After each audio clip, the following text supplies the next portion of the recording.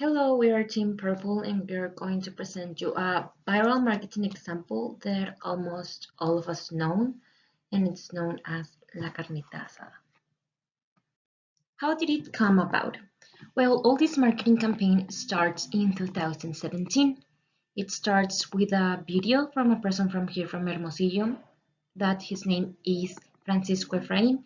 He is may also known as Francisquin. He is a person with epilepsy. And it started with his WhatsApp video that he was saying, ¿se va a hacer o no se va a hacer la carnita asada? That was the video, as we can see on the next slide. ¿Se va a hacer? Dile. ¿Se va a hacer o no se va a hacer la carnita asada? Now we're going to see how this video became viral. As we can see, the original video was recorded by Pedro, who was Francisco's neighbor. On the video, Francisco is answering the question or saying ¿se va a hacer o no se va a hacer la carnita asada? This video went viral because he was spreading cell phone by cell phone. When this video was already known, if people saw Francisco on the street, they start asking him if they can record the same video as like sending a message to another person. So after that, some other people started imitating that video and making fun of it. So they start like recording videos like the original of Francisco. On the next slide, we're going to see an example of it, of how the people imitate this video about the carnita asada. ¿Se va a hacer o no se va a hacer la carnita asada? ¡Claro que se va a hacer la carnita asada! Óyeme, compa, sería lo último que nos hiciera. Now I'm going to talk about the scope. The best proof of its huge scope is that the phrase left the city of Hermosillo, became worldwide viral, and at the end returned to Monterrey, taking advantage of the marketing of a soccer final game, announcing the largest carnita asada in the world on the day of the game, with great promotion on meat packages.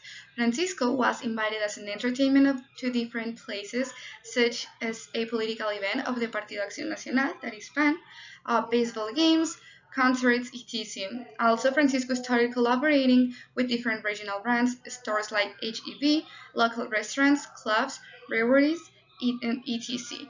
All business in the north of the country related to roast meat wanting to use his phrase. The marketing of this video was taking advantage of the influence of social networks. Nowadays, we are still able to see this person in the streets of Hermosillo, and all of the persons are asking him to take a photo or to say the famous phrase. As consequences, we have positive consequences. It is between Francisco and other relatives. For example, they made a contract in order to record a commercial with Virgin Mobile. They also give some groceries and clothing as well as money, that this helps a lot with their financial situation. And in the other part, he had a wish list of people that wanted to help him. So one day he just get on an airplane trip. For example, a famous singer give him a car, and a lot of people help him to communicate with foreign relatives that he have in the United States.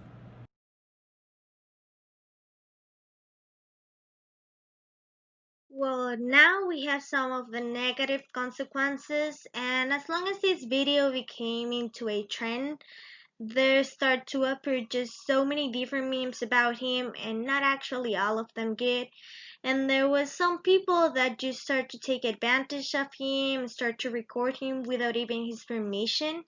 And well, as long as that, as he was a really vulnerable person due to his mental health, there was some other people that just start to offer him to drink some alcoholic beverage and even consume some toxic substances as cocaine, which was a really bad idea due to that it may cause on him some epileptic attacks. And well, another example we have is that since this video became into one of the top videos on 2017, for a period of time, a lot of different companies started to use his image, his video, and his phrase as a marketing strategy without even compensating him in the proper way. And well, some other companies without even asking for permission to use this. So now it's marketing impact.